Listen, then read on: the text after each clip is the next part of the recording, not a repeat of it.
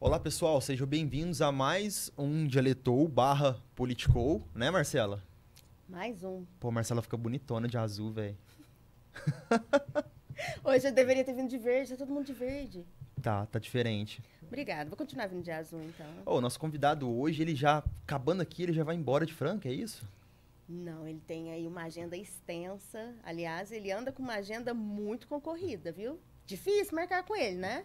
Pessoal, a gente já bateu um papo com ele há um ano e meio atrás, né? 2022. Bruxelas, que beleza. E aí, Bruxelas, você tá bem?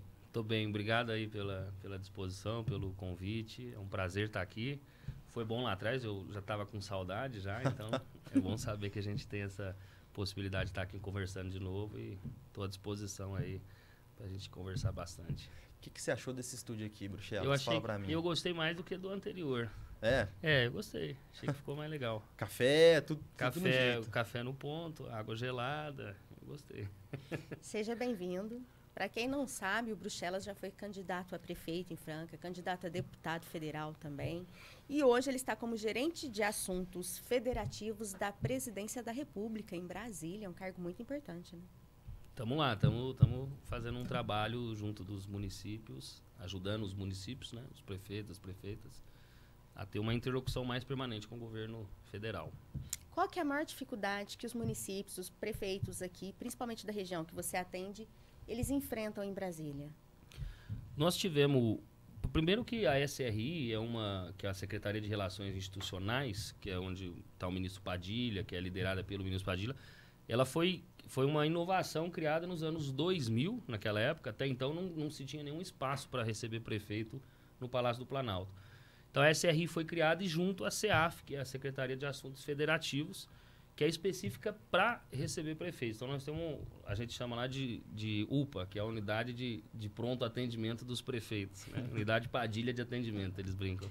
E então a CEAF, ela é uma estrutura específica para fazer essa interlocução com os prefeitos. E é importante entender que no governo anterior nós tivemos uma desestruturação da Secretaria de Relações Institucionais. Nós não tínhamos Secretaria de Relações Institucionais, não tinha um espaço de articulação com o Congresso nem com os prefeitos, né? Então, tem o prefeito chegava lá e ficava perdido. O prefeito nem chegava lá, né? No geral, ele nem ia, ele já sabia que ele ia ficar perdido, ele nem ia. O prefeito não ia. Isso a gente escuta dos prefeitos. É claro que tinha um ou outro prefeito que o presidente anterior tinha relação e tudo, que é natural, que às vezes acabava dialogando direto com ele ou com algum assessor, mas você não tinha um espaço de atendimento aos prefeitos, com um fluxo institucional de como tratar as demandas dos municípios. Então, a gente está reatando uma coisa que acabou, né? Desde o governo Temer foi tirada esse ministério. Nós estamos reestruturando isso, né? Com um pouco do que já tinha de acúmulo lá atrás, mas também entendendo que o mundo mudou e que muita coisa evoluiu, que as demandas são outras, que essa leva de prefeitos é uma leva de prefeitos que pegaram os municípios, teve uma mudança grande na quantidade de prefeitos, novos prefeitos que entraram, e pegaram os municípios pós-pandemia, né? Então, tem uma característica muito específica do momento que nós estamos vivendo, que as prefeituras estão vivendo, né? Então, atualizar isso, né? E manter esse fluxo com os prefeitos é de fato um desafio nesse momento que nós estamos, né? Por que nessa época do Temer houve necessidade de terminar com isso? O que aconteceu? O que foi dito? São formas de se perceber governo, né? O Fernando Henrique, por exemplo, ele não tinha uma secretaria de relações institucionais também. Ele trabalhava com a Casa Civil, acumulando tanto a função de organização do governo, de organização das pastas, de nomeação, dos cargos, da rotina, da agenda do presidente, dessas coisas, quanto com a parte de articulação para fora, com o Congresso. E o Fernando Henrique, por exemplo, foi um dos prefeitos que teve maior problema, um dos presidentes que teve maior problema com o prefeito. Até que teve um momento, um fato, na época que os prefeitos fizeram uma marcha, que ficou conhecido como a Marcha dos Prefeitos, que agora tem todo ano, e os prefeitos saíram do Palácio do Planalto apanhando de polícia, cachorro da polícia mordendo os prefeitos e tal. E foi aí que teve quando o Lula entrou, que teve essa ideia de criar um departamento para receber os prefeitos. O Temer, assim como o Fernando Henrique, também optou por esse modelo. O Bolsonaro também. Você vê que o primeiro ministro, se eu não me engano, do Bolsonaro, da Casa Civil, foi o Onyx, né? E você vê que ele foi trocando de um ministério atrás do outro, porque é, de fato, um lugar... Você acumular essas duas funções é, de fato, difícil. É difícil de organizar, né? Então, acho que é uma mudança de estrutura. E também, assim, nós sempre entendemos que o Brasil é um país federativo. E nisso se entende que nós temos um governo federal, nós temos governos dos estados e nós temos prefeituras, os entes subnacionais que se coloca. Mas, de fato, os três poderes têm que, em alguma medida, estar no mesmo nível e interlocução entre os chefes do executivo, desses executivos, né? Então, a CEAF é um espaço para você ter essa interlocução, onde todo mundo senta na mesa para poder conversar sobre os problemas discutir os problemas e melhorar, né? Discutir os problemas e melhorar. Você recebe muitos prefeitos daqui da nossa região lá? Eu acho que eu já recebi todos os prefeitos aqui. Que bacana. Vamos dizer, da nossa... Não sei se todos, porque alguns não foram, né? E às vezes alguns eu também não consegui chegar, né? Mas do Coman aqui, acredito que eu estive com praticamente todos, os 29 prefeitos. Talvez um ou outro, que eu não estou E eles têm uma data para ir lá sempre, para voltar. Eles teriam que cumprir alguma obrigação, né? De ir sempre, para poder mostrar os problemas e tudo mais. Não tem isso? Eles vão bastante, principalmente o presidente aqui, o Zé Ricardo, né? O presidente que é prefeito de Igarapava, é presidente do Coman, ele vai bastante para Brasília. Tem feito um trabalho interessante à frente do Coman. O Walter também, que é prefeito de São José da Bela Vista, a Aninha Montanher, prefeito de Ribeirão Corrente. Vários deles têm uma presença contínua lá em Brasília. A gente não precisa nem marcar data, né? Se vocês chegarem aqui, a gente atende vocês, né? Às vezes precisa ajustar a agenda lá no dia e tudo, mas a ideia é justamente essa. Tem algum prefeito... Se o prefeito for para Brasília, não deixa de passar no Palácio, não deixa de ir na SRI, não deixa de ir lá na CEAF, porque a gente está à disposição lá para atendê-los, né? Qual a situação mais difícil desses prefeitos que você já conseguiu desenrolar para eles aí nesse tempo? Eu acho que tem um ponto que é o seguinte, as prefeituras, que a gente estava falando dessa coisa da pandemia, passaram por um momento muito difícil financeiro. Porque o governo Bolsonaro desestruturou todo tipo de repasse de política pública.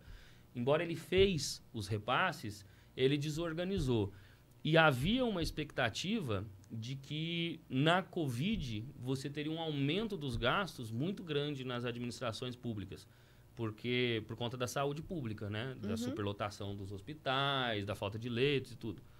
Mas o que acontece é que, na verdade, teve um aporte muito grande de receita, pensando que haveria um aumento da despesa, mas teve uma redução da despesa porque as prefeituras começaram a trabalhar de home office, porque o transporte público parou, porque não tinha conta de água, luz, diminuíram por conta da pandemia, aumentou um pouco na saúde, mas no geral caiu. Então, as prefeituras se acostumaram com um ritmo de receita muito maior do que a despesa que elas tinham. Isso e veio muito recurso da Covid. Recurso que vinha a qualquer momento desvinculado para você gastar na saúde, mas que você podia gastar de qualquer forma. Então, as prefeituras se acostumaram a ter mais recurso do que as despesas, né? Tiveram descalibrou, né? Vamos dizer assim. E aí depois, quando as coisas foram voltando ao normal, depois, no final das eleições de 2022, tem um choque de realidade. O Bolsonaro fez aquela PEC 32, se não me engano o número é esse. Foram mais de 100 bilhões nas eleições de 2022 investidos em recurso para bolsa, auxílio taxista, auxílio caminhoneiro e tal. Isso tudo reverteu nos municípios imediatamente, de maneira rápida. Mas, ao mesmo tempo, ele fez a desoneração dos combustíveis, ele fez a desoneração do ICMS, das redes de empresas de telecomunicações.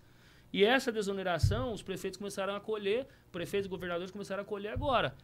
Então, isso diminuiu a receita também. Então, ficou um tempo sem receber.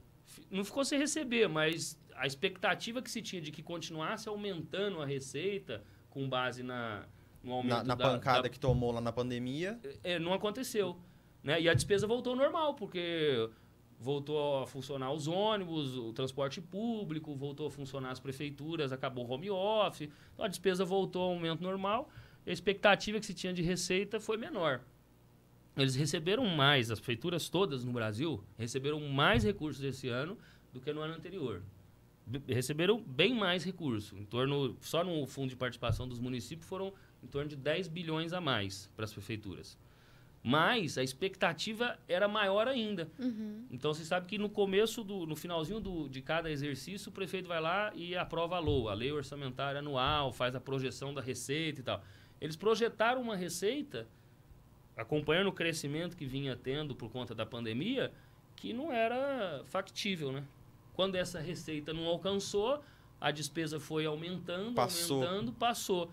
Então, a maior parte dos prefeitos numa situação muito grave financeira, né? Essa foi a maior dificuldade no final de 2023. Aí saiu da própria CEAF uma E eles chegavam lá todos reclamando da mesma coisa.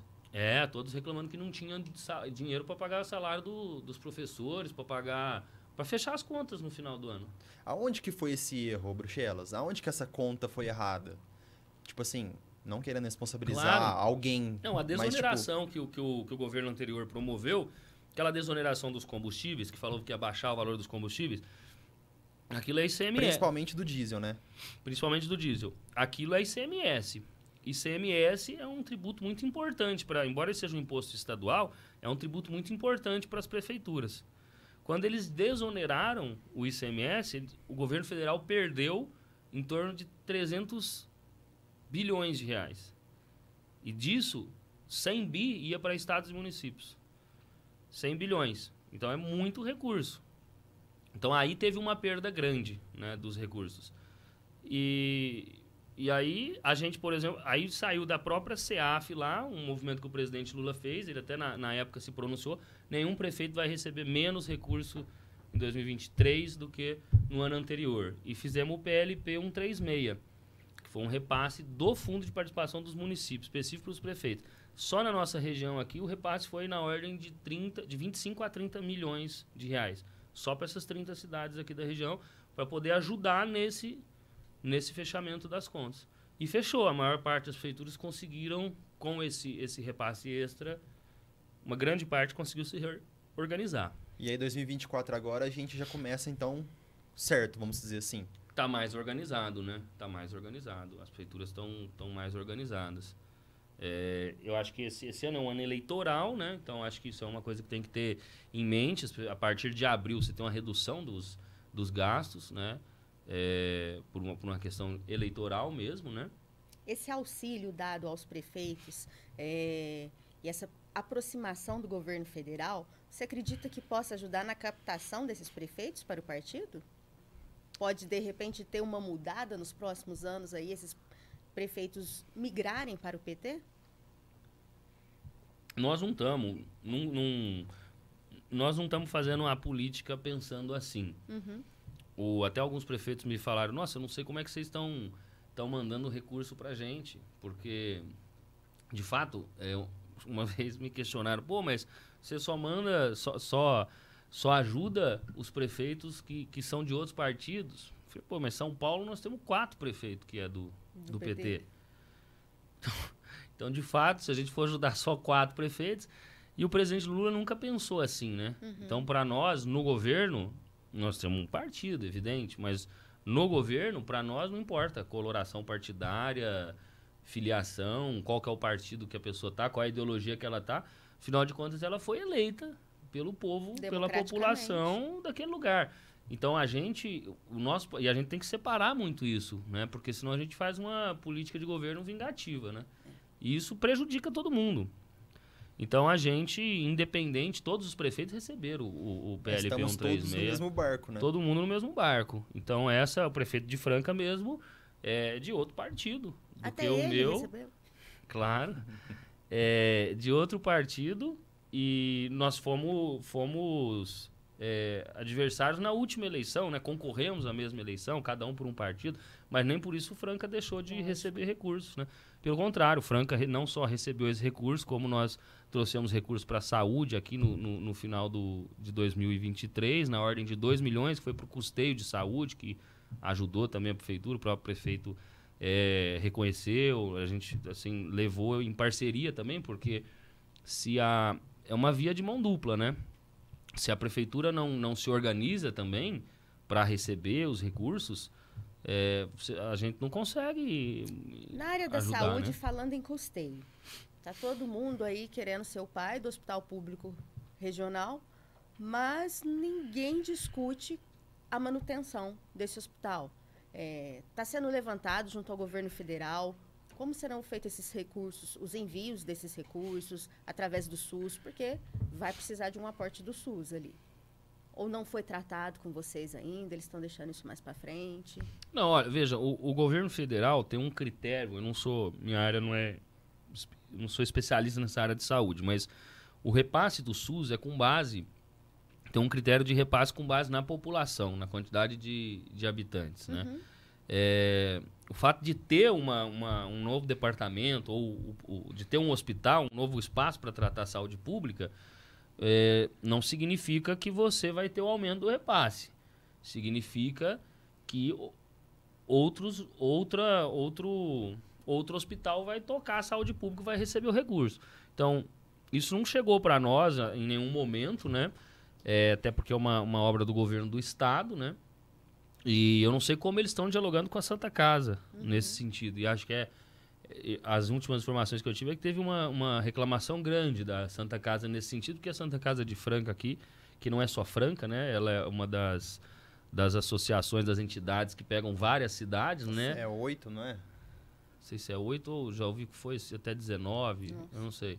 Mas é um grupo grande, né? Essa entidade e que de fato faz um trabalho muito importante para a cidade de Franca, atende toda a região, né? Não só Franca. Então acho que essa é uma interlocução que o prefeito deve estar fazendo, ou se não está, deveria estar fazendo, né? Porque é importante pensar isso, né? Tudo vai ser centralizado, então agora nesse hospital público, como é que vai ficar o repasse para a Santa Casa? Vai dividir esse repasse ou não? Essa é uma coisa que precisa porque na época Arnaldo Jardim, Baleia Rossi falaram que estavam garantidos, acho que 350 milhões, mas e a longo prazo? Né? É preciso fazer um projeto, um planejamento maior. Porque de fato o maior gasto não é o investimento, é importante, mas o maior gasto é o custeio, né? É a manutenção, né? E aí não adianta nada você ter uma mega infraestrutura bonita, organizada, mas você não ter insumo, não ter medicamento, não ter como pagar os profissionais, né? É igual comprar um carro top e não conseguir manter ele mais pra frente, né? Não ter gasolina, não pagar o IPVA, seguro, o IPVA. Ô, Bruxelas, em 2022 lá você tentou a candidatura e aí não conseguiu. Aí como que foi agora conseguir esse novo emprego? Como que tá sendo sua vida agora? Vamos falar um pouco de você. Cara, eu fui candidato em 2022 a deputado federal, né? Nós fomos o segundo candidato de Franca mais votado para deputado federal. Então, para nós, a gente sai satisfeito, porque se a gente pegar a trajetória política nossa, desde 2016, quando eu fui candidato a vereador, o PT estava fora do espaço institucional. Não só o PT, mas o campo progressista e a esquerda estava fora do espaço institucional da cidade. Nós não tínhamos vereador na Câmara, nós não tínhamos relação com a prefeitura, nós não tínhamos nenhuma inserção de fato na política institucional, embora o partido continuasse.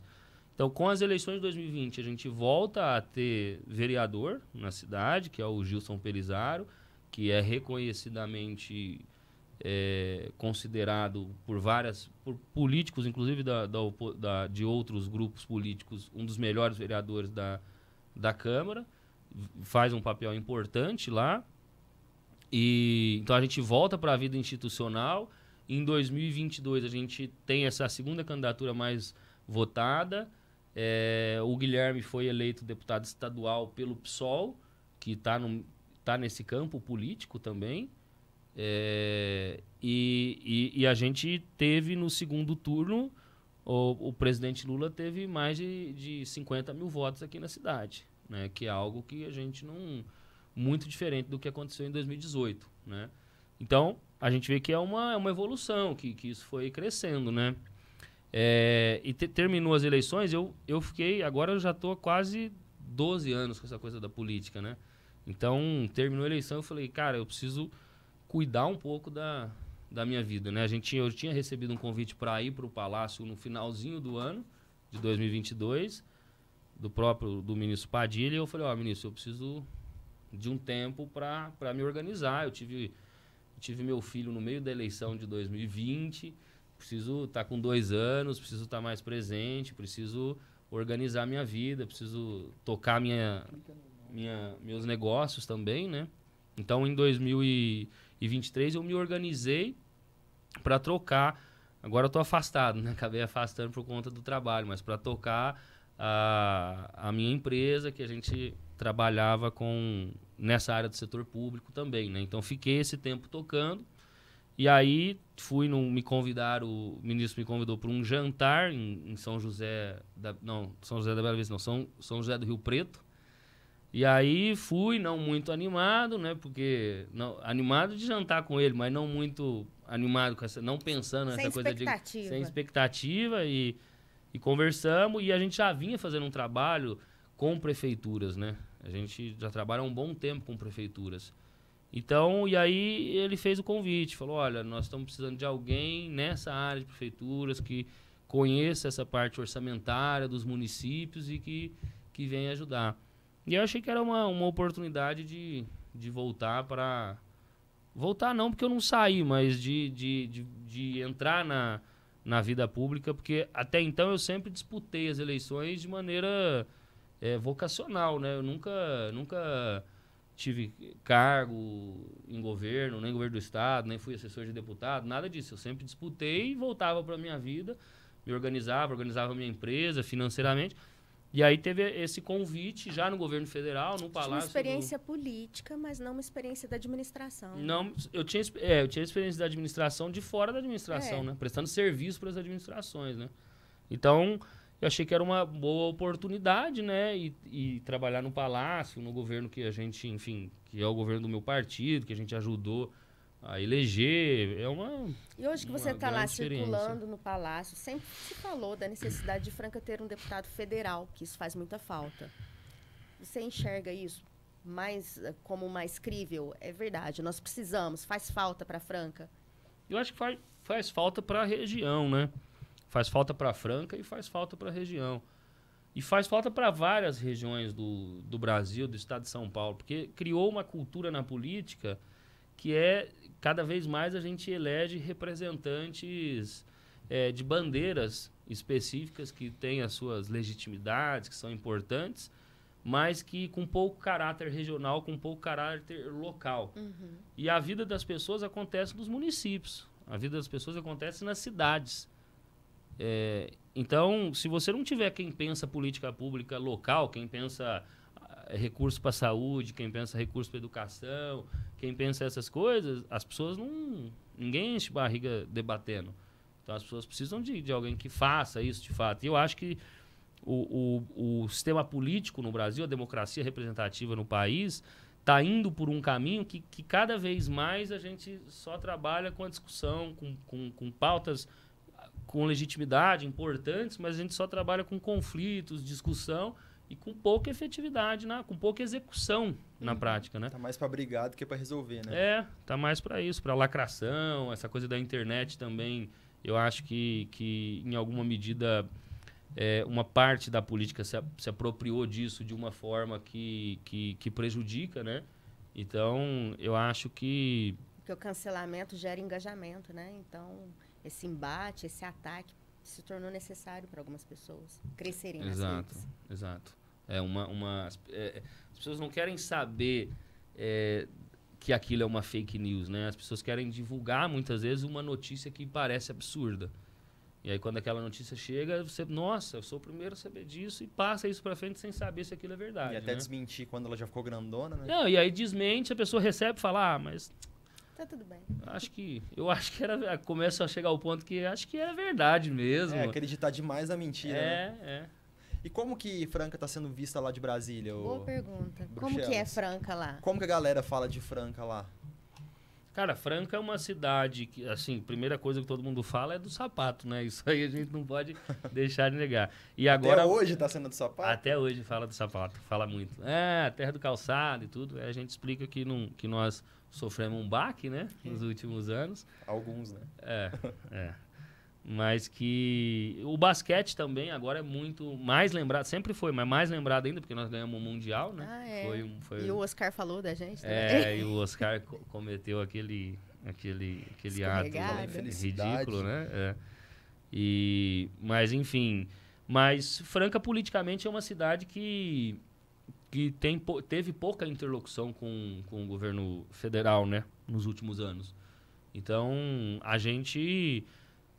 quase que faz um trabalho de embaixador lá do município. Franca não tem um respeito político, então. Não é reconhecida politicamente. Politicamente ela é pouco reconhecida, né? Porque é uma cidade importante, o governo sabe disso, nós já governamos, o governo do PT já governou a cidade 2 mandatos, né? E então o presidente Lula sabe disso, né? O presidente Lula já veio a Franca, acho que foi um dos únicos presidentes que vieram a Franca mesmo, já veio aqui 4 vezes na cidade, né? E é uma cidade importante para o governo federal. Agora, durante muito tempo, ela teve governos que não tinham preocupação nenhuma de ir a Brasília, de visitar a capital, de ir lá buscar recursos, de ir lá pedir ação do governo federal para reverter em política pública no município, né? E isso cria um vácuo, né? E como na política não tem vácuo, outros municípios vão ocupando isso, né? Acho que é o caso, por exemplo, de Ribeirão Preto, né, que ocupou muito esse vácuo da nossa cidade nos últimos anos. Municípios como Uberlândia, como Uberaba, que há 10 anos atrás eram... Uberlândia não, mas Uberaba era menor do que Franca, né? Agora esses municípios, não só menor de população, mas com menos infraestrutura, menos desenvolvido. Agora você vai para Uberaba, você vê que é uma cidade com transporte público mais moderno, os terminais, as estações, é uma cidade que está chegando as coisas, né? E acho que tem, de fato, uma questão geográfica, que é a gente está fora da rota da Anhanguera, mas tem uma questão política também, que é a gente não teve um esforço nos últimos 20 anos dos prefeitos do município não dos prefeitos só, mas das forças políticas do município de fazer essa interlocução com o governo federal. Lembro que no governo 2000 acho que era o Sidney essa questão que tava... de ter mais deputados também daqui para lá ajudaria? Sem dúvida, né? De ter deputados de Franca ou da nossa região ajudaria, né? Sem dúvida. Lembro que no governo do Sidney ele negou, não lembro se era uma UPA ou uma UBS, mas foi falado lá na época, isso ficou famoso, que ele não quis receber o recurso porque era um recurso do governo do PT. Então, são coisas meio... não combinam com a política de fato, né? Então, porque no fim, quem ficou sem o recurso não é ele, é a população. Você viu agora o Tarcísio conversando com o presidente Lula, e o presidente Lula fazendo um investimento de Santos a Guarujá, né, para ligar Santos em Guarujá, de 6 bilhões. E o Tarcísio foi lá agradecer, foi lá conversar e tudo. Independente do Tarcísio tá no campo do Bolsonaro, né? Parece que isso é uma coisa comum aqui em Franca, né? Também o Daniel Bassi esteve aqui conosco e ele reclamou que o atual prefeito Alexandre Ferreira recusou a vinda da carreta da mamografia. Tem também uma situação de áreas de lazer, de esporte, que o governo estadual tinha encaminhado, se não me engano, Dória. Recentemente também foi entre Gilson e Alexandre, que foram recusados aqui em Franca também. Então, às vezes, a gente começa a avaliar e ver que esses nossos líderes, né, nossos representantes, eles estão olhando mais para si, para os seus partidos, do que para a própria população. Quando isso aí invade a política, o caminho é sempre pior do que a gente apostar nela, né? Então, e como que está o fundo de participação dos municípios, Bruxelas? Então, o fundo de participação dos municípios teve um movimento importante aí, que foi esse próprio PLP 136 do presidente Lula, que destinou esse recurso. Na verdade, ele destinou um recurso na ordem de 27 bilhões para estados e municípios. Para os estados foi a recomposição do ICMS, que foi a perda que o governo anterior, por conta da desoneração do governo anterior. E para os municípios foi 4 bilhões de reais para o fundo de participação dos municípios, para fazer essa recomposição, né? Então teve um movimento forte dos prefeitos em Brasília, um movimento que inicialmente começou errado, porque ele comparava o ano de 23 com 22, dizendo que o governo atual tinha passado menos recursos do que o ano anterior. Isso não era, de fato, realidade. O governo sempre tinha passado mais. Uhum. Mas o governo passou mais ainda com essa recomposição, né? com esse aporte extra. Aí, na verdade, nós tivemos uma queda nessa receita em julho, agosto e setembro. Esses 3 meses caiu. E o restante dos outros... De 23. De 23. Se comparado com 22, né? Quando você pegava julho, agosto, setembro de 22 e julho, agosto, setembro de 23, teve uma queda. Nesses meses. Os outros meses, janeiro, fevereiro, março, abril, teve aumento. Só que como esses meses são meses, já está aproximando do final do ano, são meses fechamento de exercício, e aquela outra situação que eu coloquei da questão orçamentária das prefeituras que não estava fácil, teve uma pressão muito grande, né? E aí foi quando aí teve esse aporte do PLP 136, que garantiu que nenhum município recebesse menos recursos. Aí no final do ano nós chegamos às 3 entidades nacionais que cuidam de municípios, a ABM, a CNM e a Frente Nacional de Prefeitos, reconhecendo que o governo passou mais recursos esse ano que E esses valores já foram repassados aos municípios? Esses valores já foram repassados para os municípios em 23 ainda. Essas notícias essas coisas que você está contando aqui, a gente consegue encontrar em algum lugar para poder ler melhor? Algum site, alguma coisa? Consegue. Tanto no GovBR, né, que agora tá unificando tudo, né? Tem um site de todos os ministérios da Esplanada. No GovBR você consegue acessar cada um dos ministérios, né? E lá tem as políticas que são realizadas. Agora, de fato, é muita informação, né? Porque são muitos projetos de lei que chegam todo dia. Então, o governo publica no Diário Oficial, mas, de fato, para a população acompanhar as portarias que são publicadas, são tudo dados públicos. Mas não é fácil, né? Aqui em Franca, mesmo em 2020, a gente tinha um projeto que a gente chamava de Contabilidade Cidadã, que era de tornar o portal Transparência do município, o site da prefeitura, o portal Transparência, palatável para as pessoas entenderem o que está ali. Entende? Porque se você colocar um orçamento público, uma LOA, a Lei Orçamentária Anual, ninguém entende nada. E você tem curso para entender isso, você precisa de curso. Às vezes tem muito prefeito que não entende. Eleito em exercício, muito secretário. A gente trabalhou, quando eu estava no ramo empresarial, a gente trabalhava com capacitação para prefeituras, onde os gestores já estavam em exercício, justamente para explicar o que era LOA, o que era LDO, como funcionava o orçamento público, qual é a diferença do orçamento público para o orçamento privado, porque às vezes muitas pessoas vêm do setor privado para o setor público, né? E tem uma diferença muito grande. Então, de fato, precisa encontrar um caminho para levar essa informação mais fácil, né? De forma mais acessível. De forma mais acessível. Realmente, os sites das prefeituras, eles dificultam um pouco o acesso à informação do cidadão. Não sei se é intencional ou se eles estão tão acostumados com aquilo que eles não conseguem enxergar ao olho do cidadão comum.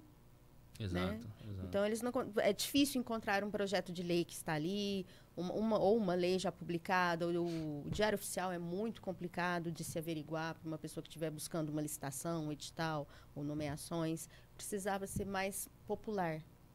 De fato, acho que é uma coisa que a administração pública precisa, no geral, né? Precisa conseguir se atualizar. E não é um serviço fácil, né? Porque tudo na administração pública que você tenta inovar, que você tenta mudar, ele passa por um processo de retardamento, né? Ele começa com muita vontade, muita força, e ele vai se diluindo ao longo do processo pelo fluxo da burocracia, pelos anos, pelas décadas que muitos servidores estão na máquina, pelos processos que foram acumulados também ao longo do tempo e tudo.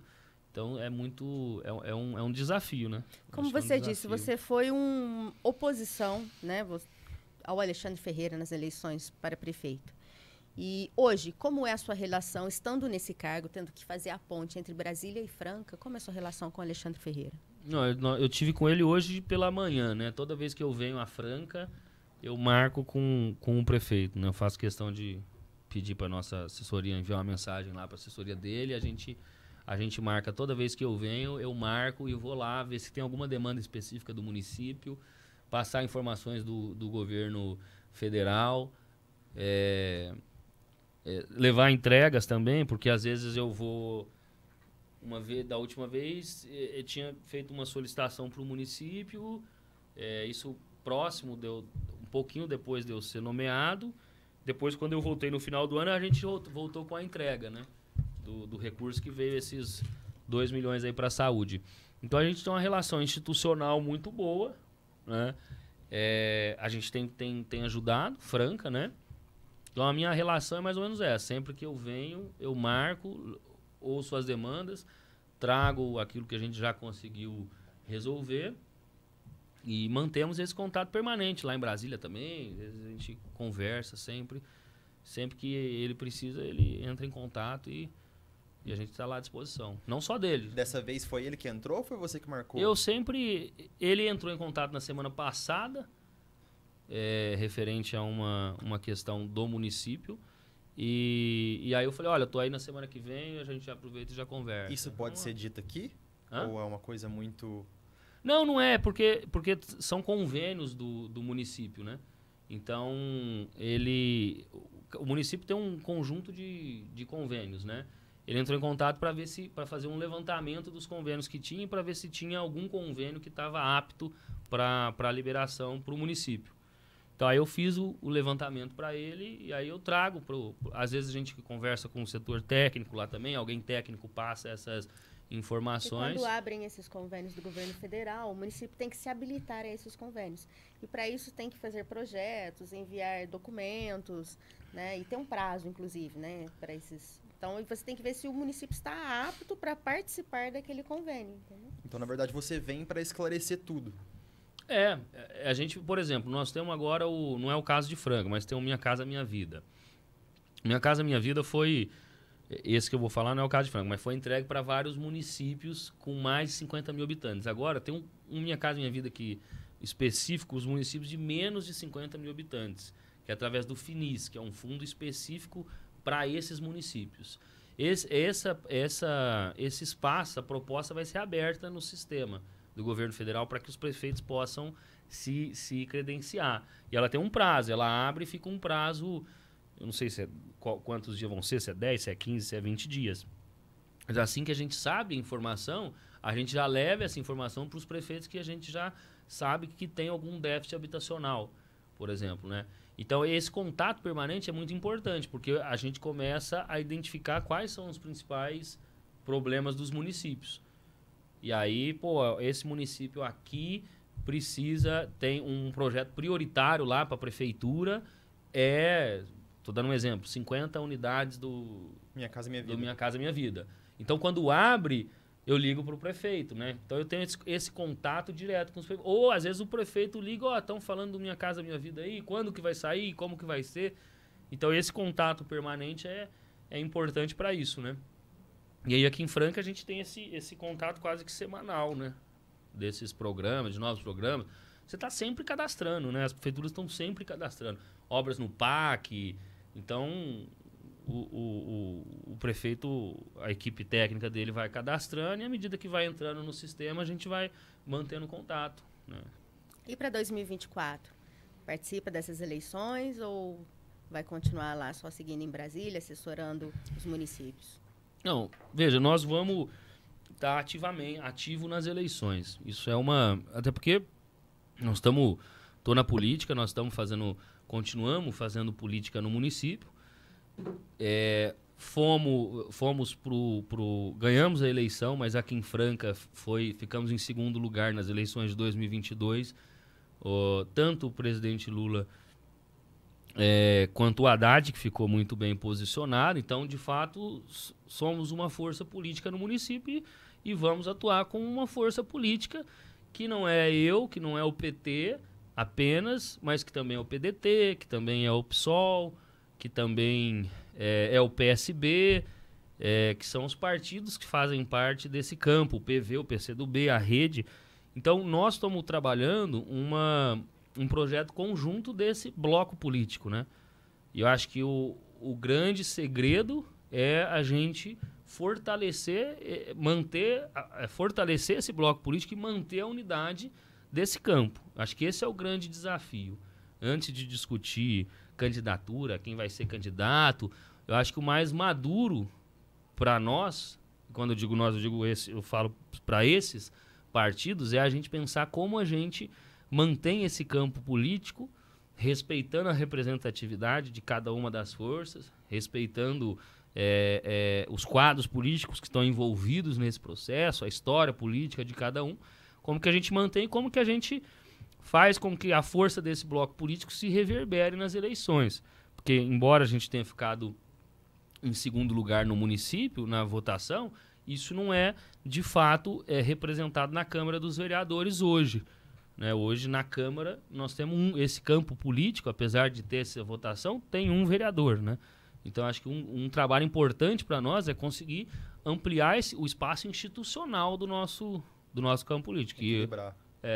E eu estou trabalhando nisso, tenho conversado com os partidos, estou atuando nisso. Teremos algum candidato do PT à prefeitura? Nós vamos ter... Nós ainda não entramos nessa discussão até por respeito a esse campo político, né? O PT tem nomes posicionados no partido, nomes que têm condição de disputar a prefeitura, mas nós vamos tomar essa decisão primeiro com a federação, PT, PCdoB e PV, e depois com esse campo político. Então, conversando com o PDT, conversando com o PSOL, conversando com o PSB. E aí o que eu espero é que a gente consiga tomar uma decisão política conjunta desse campo. Pensando o que nós queremos para a cidade, qual é o projeto que nós queremos para a cidade e quem tem as melhores condições de liderar esse projeto para a nossa cidade. Então, acho que a etapa, mais ou menos, que nós estamos é essa. Muito bom. Possível alguma coligação para majoritária? Acho que esse campo, eu não consigo visualizar a gente saindo separado, né? Acho que esse campo hoje, se fosse só da minha vontade, eu diria que esse é o campo que é o campo da coligação majoritária, até porque não tem mais a coligação proporcional, né? Só dentro das federações. Mas diria que sim, que eu acho que esse é o campo que vai apresentar uma alternativa, né? Que de fato precisa apresentar uma alternativa para o município, né? E você gostaria de ser candidato dessa eleição? Olha, do ponto de vista pessoal, eu não já faz um tempo que eu não posso mais pensar assim, né? Do ponto de vista pessoal, eu gostaria de estar, na verdade, mais tranquilo do que eu estou hoje, né? Mas a gente está sempre pensando enquanto grupo, né? Então eu não... Pessoalmente eu gosto de política, gosto de estar na política, estou gostando muito do trabalho que eu estou fazendo em Brasília, então estou com a cabeça nisso, né? Mas vamos ver como que essas coisas vão desenrolar aí para frente. É isso aí. Ô Bruxelas, você que tem um carinho por Franca, né? E você está escutando sempre os prefeitos das outras cidades e tudo mais, o que você acha que tem nas outras cidades que seria legal trazer para cá?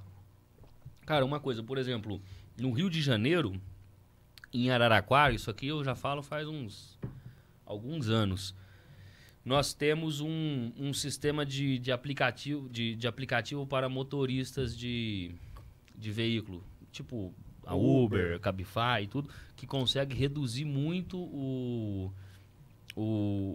que consegue aumentar bastante o repasse das corridas para os motoristas e até reduzir o preço da corrida, porque a Uber, essas empresas, cobra de 25% a 35% do valor da corrida fica para a empresa, né? Que tem, inclusive, os seus impostos, o recurso dos seus impostos vai tudo para o estrangeiro, não fica nada no nosso país. Então, do ponto de vista econômico, também é muito ruim o Brasil isso. O trabalho é precarizado, tem uma série de questões.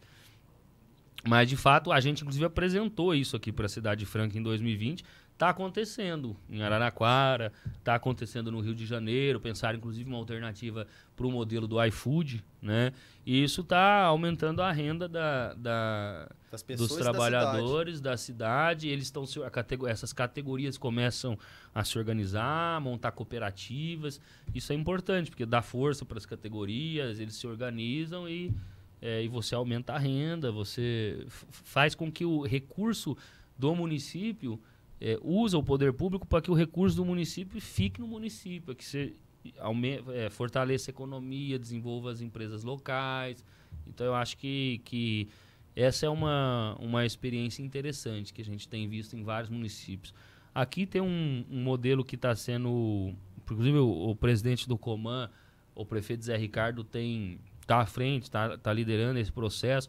Eles fizeram uma PPP de iluminação pública aqui no Coman, que é para fazer a troca da iluminação por lâmpadas de LED. Eu não sei ao certo, mas ele sabe melhor do que eu, porque ele está tocando isso. Mas é uma coisa inovadora. São em torno de 14, 16 cidades que vão ter as trocas da iluminação por lâmpadas de LED através de uma parceria, de uma concessão, de uma PPP feita pelo consórcio. Uhum. E está sendo, inclusive, reconhecido em outros municípios, né? Direto ele me liga, tô indo para Curitiba agora, tô indo para tal lugar, explicar como é que nós fizemos lá e tal.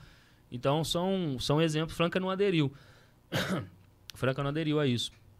Mas era interessante. E você sabe por que Franca não aderiu? Não sei por que Franca não aderiu, mas era interessante. Teve outras cidades aqui da região que também não aderiram, né? Mas era interessante aderir. E é uma política interessante. Já esse sistema de iluminação pública que nós temos é um sistema muito caro, muito ineficiente. Onde os municípios trocaram por lâmpada de LED, eles tiveram uma economia muito grande e melhoraram a qualidade da iluminação pública, né? Porque mesmo se for reduzir um pouquinho de cada uma, mas na hora que junta todas, né? Exato. Na hora que junta, você diminui muito. E a troca feita nesse conglomerado, de forma coletiva, fica muito mais barato, né? Essa é a jogada das associações, dos consórcios, né? E que funciona muito bem, porque você compra no atacado, né? As prefeituras também fazem compra normal, mas será que né? as prefeituras, nesse caso, não viram que na hora de trocar vai ficar muito caro, mesmo se economizar depois? Será que essa conta não fechou? Fecha, essa conta fecha. O Haddad fez isso na capital, cara. Trocou toda a iluminação da capital por lâmpada de LED. É questão de 10 anos, o recurso paga, inclusive, o investimento que você teve para trocar. Pela queda na conta de energia do município, você consegue, inclusive, ir pagando o investimento. No fim, você fica 0 a 0, só que com a iluminação de qualidade. É uma coisa que está sendo feita para muitos lugares, né? Mas aqui ainda não chegou. Ô, Bruxelas, a gente faz uma pergunta para todo mundo que vem aqui. Agora tem que ser a sua opinião, né? Se você tivesse todo o poder sobre a cidade de Franca, canetada máxima, o que você mudaria primeiro? Cara, a saúde. Porque eu acho que depois da pandemia nós tivemos De fato, a pandemia mostrou duas coisas. Primeiro, que se não fosse o SUS, o Brasil teria muito mais problemas do que teve. Segundo, que a gente dá pouca atenção para a saúde pública, a gente organiza pouco a saúde no município. Então, eu daria prioridade para isso nesse momento. Seria uma coisa que eu daria prioridade. A gente tinha vários projetos na época, né? Porque nós tínhamos dificuldade no agendamento dificuldade da população no agendamento de consultas, dificuldade em médicos específicos, porque nós temos uma fila de cirurgia eletiva muito grande no município, e porque se você consegue resolver esse problema, você diminui, além de você resolver um problema grave da população, você diminui também o custo do município a longo prazo, né? Agora, precisa saber fazer isso com com eficiência. Maestria. E não é fácil. A saúde pública é difícil se você pensar só na lógica de custeio. Você está sempre injetando recurso, e você não consegue muitas vezes ver aquele retorno. Então é preciso pensar de fato como estruturar isso de uma maneira diferente, de uma maneira mais autossuficiente. Você que é uma grande liderança jovem na política, despontou nos últimos anos, o que você falaria hoje para o jovem que quer ingressar na política e que quer participar?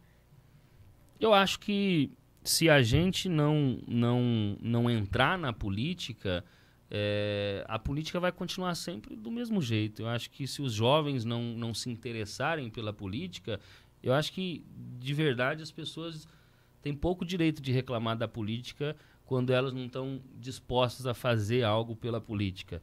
Isso não significa só ser candidato, né? Isso é uma questão de cidadania também. É uma questão de debater, é uma questão de se interessar, é uma questão de fazer projetos sociais também em outras esferas, né?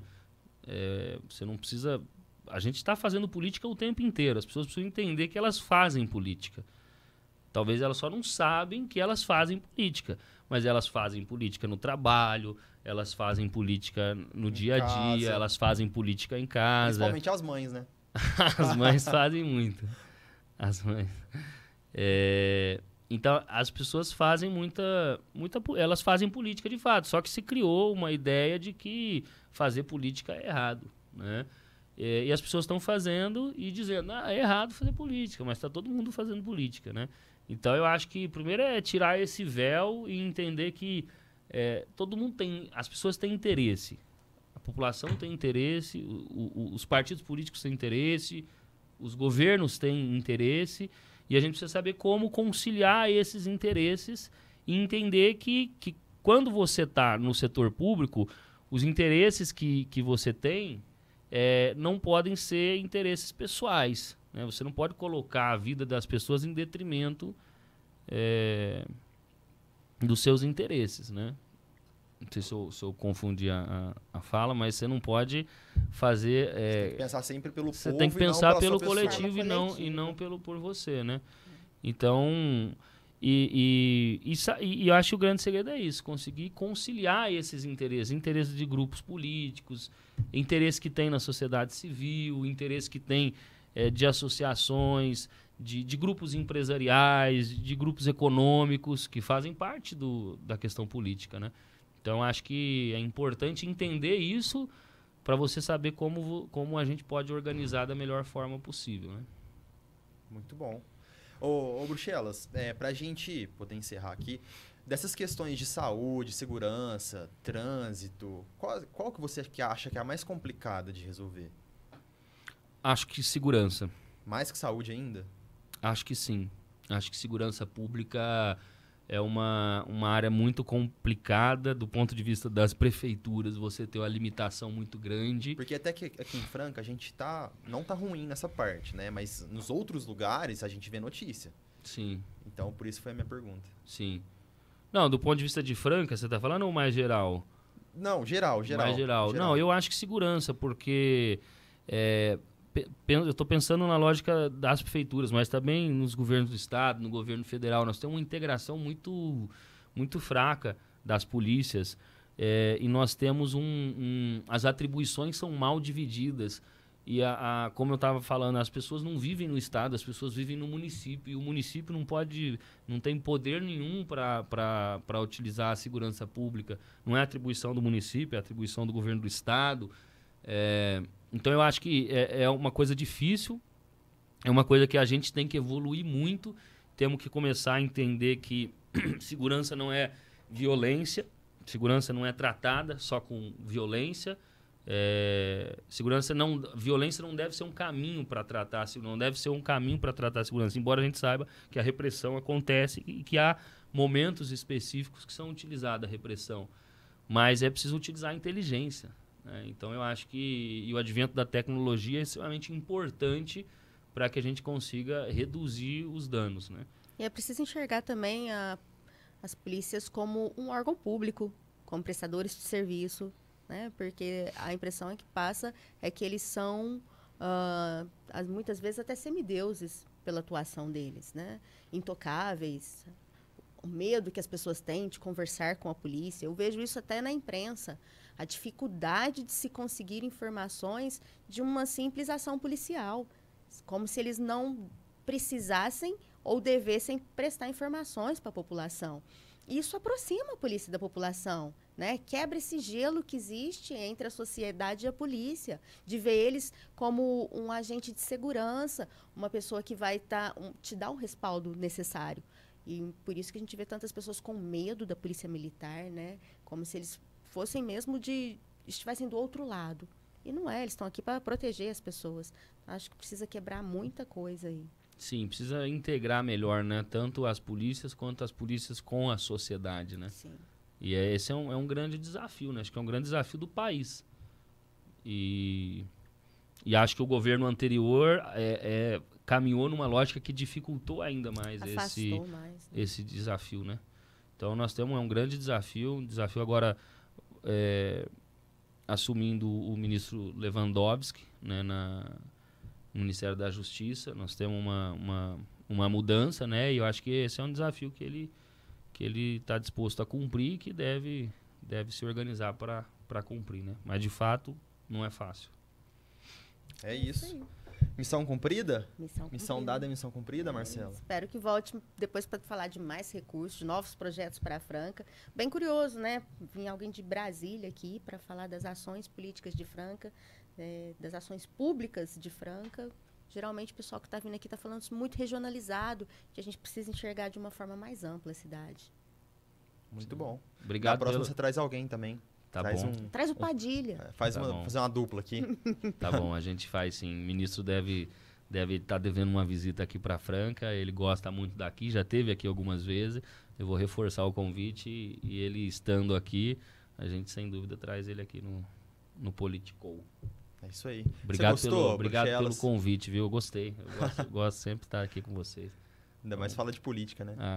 É bom, né? Fazia tempo que eu não falava. Então, às vezes é bom, a gente fica trabalhando lá o dia inteiro e fica um pouco afastado. Então, é bom a gente poder conversar, estar nessas entrevistas.